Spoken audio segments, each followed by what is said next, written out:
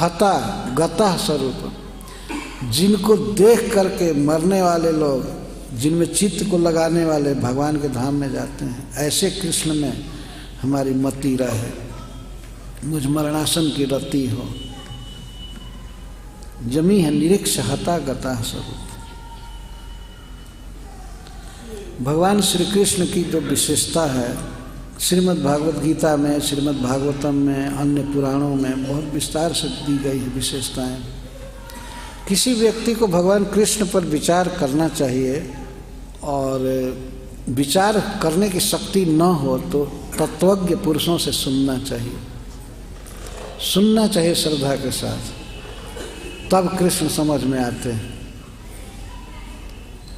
और जब ठीक से समझ में आ जाए सारी बातें, तब बोलना चाहिए। आजकल बोलने वाले बहुत बढ़ गए, बहुत बोलते हैं, लेकिन वास्तव में तत्वज्ञ बन करके बोलना चाहिए, ठीक से बोलना चाहिए। नहीं तो नीम हकीम खतरे जान। आधा ज्ञान हमेशा भयदायक होता है, ठीक से जानकारी होनी चाहिए। तो भगवान कृष्ण के विषय में विचार किया जा रहा है, क्या विशेषता है कि जिनको देख करके मरने वाला, जिनका स्मरण करके मरने वाला, जिनका नाम उच्चारण करके मरने वाला व्यक्ति भगवान के धाम चला जाता है। तो अद्भुत है कृष्ण, उनका दर्शन, उनका शब्द, उनका स्पर्श, उनका चिंतन जीव को मुक्त करने वाला है। ऐसे श्री कृष्ण में हमारी प्रीति हो। हम वैष्णवों को इन शास्त्रों का बहुत भारी आश्रय है, भरोसा है। यह ऐसा कोई जाए टिकट लेने के लिए, टिकट खिड़की पर, और कहे कहाँ जाना है, किस गाड़ी से जाना है, किसी भी गाड़ी से दे दो। सभी गाड़ियाँ तो एक ही जगह जाती हैं। कितनी बड़ी मूर्खता होगी। तो कुछ भी जप करो, कोई भी मंत्र बोलो, किसी की भी पूजा करो, एक ही जगह जाओगे। ये पागल का उद्गार है वास्तव में। पागल व्यक्ति ऐसा बोल सकते हैं। मरने पर सब एक ही जगह जाते हैं, एक ही जगह कैसे जाएंगे? और हम लोग कथा के बाद जाएंगे तो सब एक ही जगह चले जाएंगे, अलग अलग जगह पर जाएंगे? नहीं, कोई कहे बस सब निकलेंगे द्वार से और एक ही जगह चले जाएंगे। इतने बेवकूफ लोग हैं, इन बातों को सुन करके मान लेते हैं। कोई प्रवचन करता है, कह देता है बस क्या भेद है, किसी को भी मानो, सब एक ही हैं, एक ही है। इसको आज की बेवकूफ जनता मान लेती है, थोड़ा भी विचार नहीं करती है ये बोल रहा है, कितना फालतू बोल रहा है। और ऊपर से ईश्वर तो निराकार है, ये है वो है। कहाँ से पढ़कर आ गया कि निराकार? निराकार को कहाँ से देखा, कैसे पता चला कि निराकार है? भगवान के अंगों का वर्णन है, हाथ में चक्र लेकर के दौड़ रहे हैं, चाबुक है दाहिने हाथ में, बाएं हाथ में रस्सी है, वाणी से बोल रहे हैं। ये निराकार कहाँ से आ गया? अब सोचने की बात है। केवल फालतू खुराफात है वास्तव में। जिसको कोई ज्ञान नहीं है वही ये सब बातें बोलते हैं।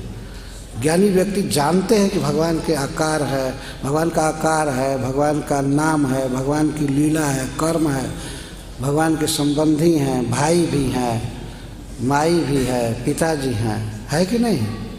अभी हम बच्चे से पूछे एक दिन पूछ रहे थे, बूढ़ी माता जी आई थी जमुनानगर से, ठीक है, और भगवान की माँ का क्या नाम है? तो कहते ओ जसोदा जी देवकी जी है। हाँ ठीक है, देवकी ने जन्म दिया, लेकिन भगवान को किसी और माता ने पोसा था ना? हाँ, एक थी जसोदा। ये श्रद्धा है, सहज और सहज ज्ञान है वास्तव में। बच्चों से पूछा जाता है भगवान कृष्ण के भाई का क्या नाम है? बलराम जी। भगवान के पिताजी का क्या नाम है? वसुदेव जी। और तथाकथित महामूर्खों से पूछा जाए, पढ़े लिखे लोगों से, भगवान के पिताजी का क्या नाम? नहीं, भगवान का पिता कौन हो सकता है? भगवान तो सबके पिता है। बस हो गया ज्ञान, भगवान तो सबके पिता है। और ज़्यादा बहस कीजिए तो कहें भगवान का कोई पिता नहीं है, न नाम है, न रूप है, न लीला है, बस निराकार है। तो ऐसे किसी से पूछिए कि भारत के प्राइम मिनिस्टर कौन है, क्या नाम है, क्या पोशाक पहनते हैं, कैसे हैं, कुछ नहीं, निराकार। निराकार है। जब ज्ञान नहीं है कुछ भी तो निराकार बोलने में क्या हर्ज है? जब कुछ ज्ञान नहीं है तो निराकार बोलकर काम चला लेते हैं। कुछ नहीं है, अगर साकार कहेंगे तो वर्णन करना पड़ेगा कि चश्मा पहनते हैं, कि क्या करते हैं, कि पैंट पहनते हैं, कि धोती पहनते हैं, कुछ कहना पड़ेगा ना। निराकार कह दिए तो महाज्ञानी, कुछ नहीं। और कुछ लोग तो ऐसे कहते हैं, ईश्वर के बारे में ज़्यादा बहस करते, कहते ईश्वर है ही नहीं भाई, ये फालतू बात। वो कहते ईश्वर निराकार है और कुछ देर के बाद कहते वो है ही नहीं। वही व्यक्ति जो बहस करता है वही कहते नहीं नहीं ये सब झमेला है, तो कुछ है नहीं, बस ये तमाशा चलता है। इसीलिए भागवत पढ़ना चाहिए, इसमें स्पष्ट ज्ञान है, ठीक ठीक भगवान का बोध है और भगवान से प्यार किया गया है। किस व्यक्ति ने किस तरह भगवान से प्रेम किया ये बताया गया है। भगवान अपने भक्त का रथ भी हाँके हैं, रथ चला रहे हैं, घोड़ों को सहलाते हैं, घास खिलाते हैं, और भगवान के विविध नाम हैं, उनके गुणों के अनुसार विविध लीलाएं। तो हम वैष्णवों को इसमें बिल्कुल दृढ़ रहना चाहिए।